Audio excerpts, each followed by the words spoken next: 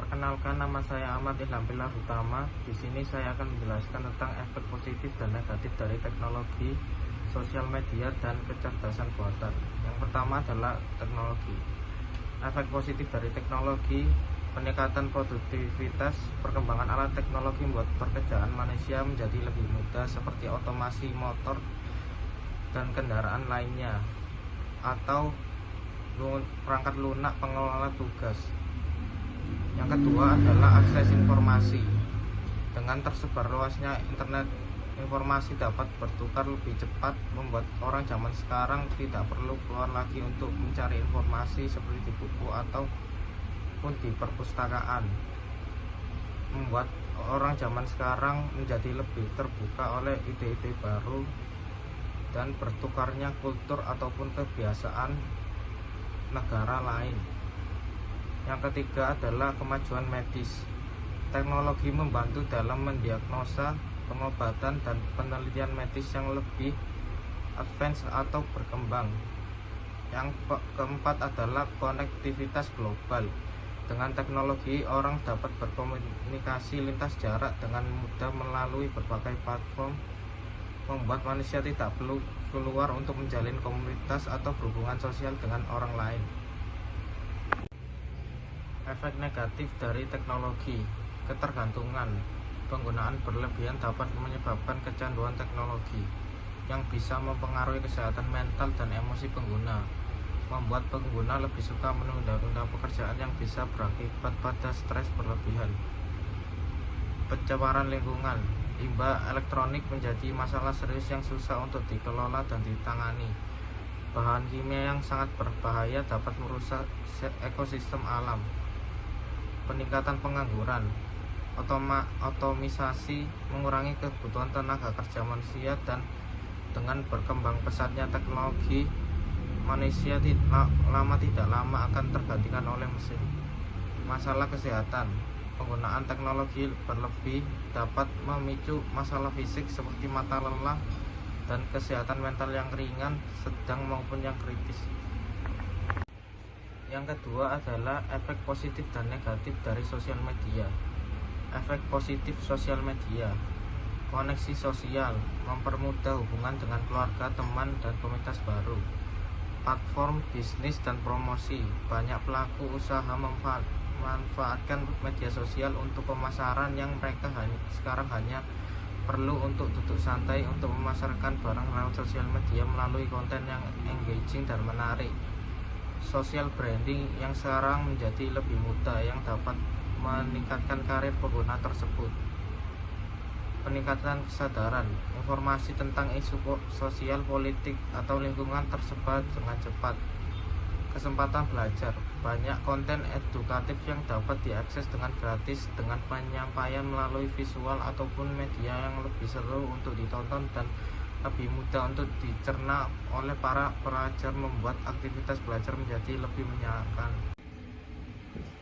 Efek negatif media sosial: penyebaran informasi palsu, hoax, dan misinformasi dengan cepat menyebar, yang memicu konflik yang bertentangan, yang membuat orang jahat dapat lebih mudah untuk menyebarkan informasi palsu dan memicu terjadinya konflik atau perpecahan. Kesehatan mental. Media sosial dapat menyebabkan stres, depresi, atau kecemasan karena perbandingan sosial, seperti flexing power mewah seperti mobil, rumah, motor, ataupun flexing pencapaian yang muncul berturut-turut di media beranda akan dapat menurunkan self-esteem pengguna menjadi lebih buruk. Dan juga influencer palsu yang menggunakan barang mewah sewaan yang dipamerkan di sosial media, atau motivator finansial yang menyesatkan pengguna yang menjual trik cepat ataupun ilmu lewat kelas yang berbayar. Privasi terancam. Data pribadi pengguna dapat disalahgunakan. Serangan hacker ataupun penyebaran link phishing yang tersebar di mana-mana, maupun penipuan. Cyberbullying. Ancaman kekerasan verbal semakin meningkat yang membuat pengguna bisa mengalami stres atau depresi. Yang ketiga adalah kecerdasan buatan. Definisi kecerdasan buatan sendiri adalah teknologi yang memungkinkan mesin atau sistem untuk meniru kemampuan kognitif manusia, seperti belajar, berpikir, dan mengambil keputusan. Efek positif kecerdasan buatan: peningkatan efisiensi dan produktivitas. AI atau kecerdasan buatan dapat mengotomisasi tugas-tugas repetitif sehingga mempercepat pekerjaan dan mengurangi stres, lalu mengurangi kesalahan manusia dan meningkatkan output. Contohnya adalah penggunaan robot dalam pabrik seperti otomotif ataupun handphone, atau chatbot dalam layanan pengguna. Kemajuan di bidang medis: AI digunakan untuk diagnosis penyakit lebih cepat, analisis data kesehatan, hingga pengembangan bot. Contohnya adalah deteksi dini kanker melalui analisis gambar medis.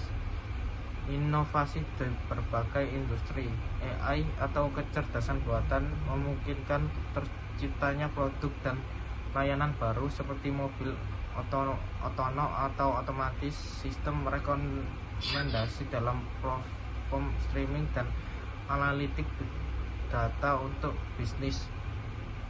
Peningkatan keamanan dan pengawasan: AI digunakan dalam pengenalan wajah, analisis pola kejahatan, dan sistem keamanan cyber untuk mencegah ancaman. Aksesibilitas dan personalisasi: AI memungkinkan personalisasi konten sesuai kebutuhan individu seperti algoritma dalam e-commerce dan platform media sosial. AI atau kecerdasan buatan juga membantu penyandang disabilitas melalui alat bantu seperti pengenalan suara dan teks. Penghematan biaya: dengan mengurangi kebutuhan tenaga kerja manusia dalam berbagai aspek operasional, perusahaan dapat mengurangi biaya sambil tetap mempertahankan kualitas layanan atau lebih bagus. Efek negatif kecerdasan buatan: pengangguran akibat otomasi. AI menggantikan pekerjaan manusia dalam berbagai sektor, terutama yang bersifat repetitif seperti di manufaktur, logistik, dan layanan pelanggan, yang dapat menyebabkan kehilangan pekerjaan. Ketergantungan pada teknologi: ketergantungan yang berlebihan pada AI dapat mengurangi kemampuan manusia untuk berpikir kritis, membuat keputusan, atau bekerja tanpa bantuan teknologi. Masalah privasi: AI atau kecerdasan buatan yang digunakan dalam pengawasan analisis data atau iklan dapat melanggar privasi individu jika data tidak dapat dikelola dengan bijaksana.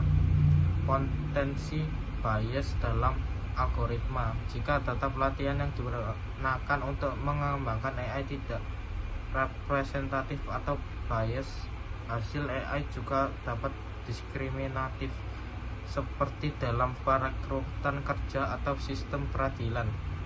Peningkatan risiko keamanan cyber: AI dapat disalahgunakan oleh pihak tidak bertanggung jawab untuk membuat serangan cyber yang lebih canggih atau menyebarkan informasi palsu melalui deepfake.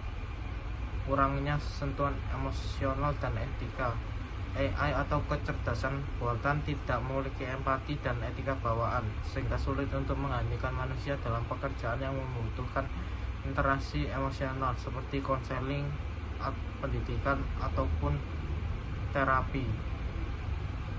Kerentanan terhadap penyalahgunaan: teknologi AI dapat digunakan untuk tujuan negatif seperti senjata otonom atau manipulasi opini publik melalui propaganda otomatis. Ketimpangan ekonomi dan teknologi: negara atau perusahaan dengan akses lebih besar terhadap teknologi AI akan semakin maju, sementara yang tidak mampu mengadopsi teknologi tersebut berisiko tertinggal.